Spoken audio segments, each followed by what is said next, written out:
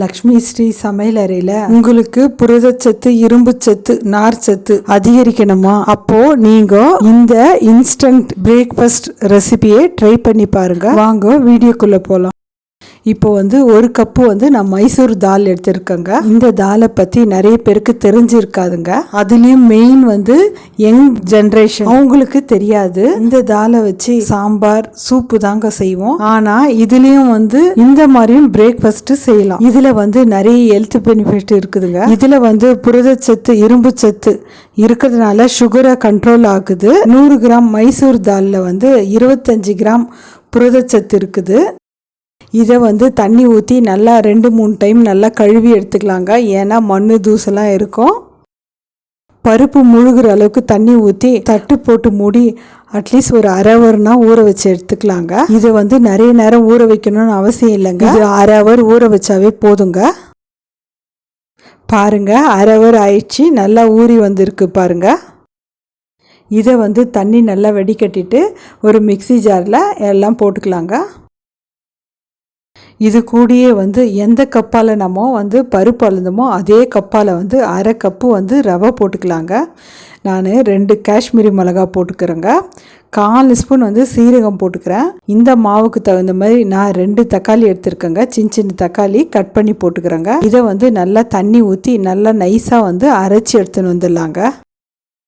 பாருங்கள், இந்த மாதிரி தான் நம்ம நைஸாக அரைச்சின்னு வரணுங்க. இப்போ நம்ம பவுலில் ஊற்றிக்கலாங்க. கொஞ்சமாக மிக்ஸி அலம்பி நம்ம தண்ணி ஊற்றிக்கலாம். இதுக்கு தேவையான அளவு நம்ம கொஞ்சமாக உப்பு போட்டுக்கலாங்க. உப்பு போட்டு நல்லா கரைச்சி வச்சுக்கலாங்க.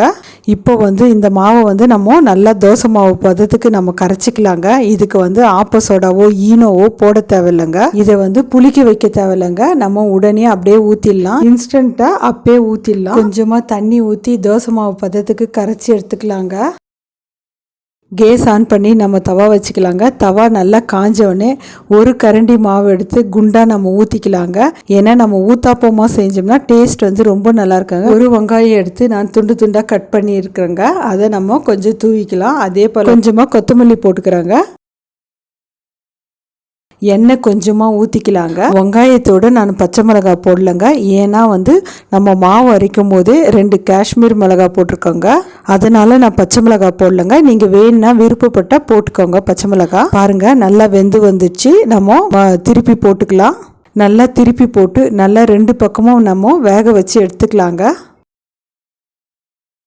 பாருங்கள், தோசை ரெடி ஆயிடுச்சுங்க. இப்போ நம்ம எடுத்துடலாம்.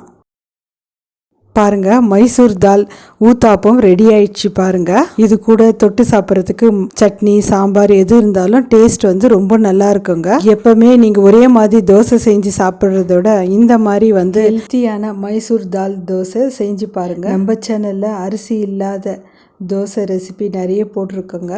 நீங்கள் வேணும்னா விருப்பப்பட்டு போய் செக் பண்ணி பாருங்கள். நீங்களும் ஒரு வாட்டி செஞ்சு பார்த்துட்டு உங்கள் ஃபீட்பேக் எனக்கு சொல்லுங்கள். லைக் பண்ணுங்கள், ஷேர் பண்ணுங்கள், சப்ஸ்கிரைப் பண்ணுங்கள்.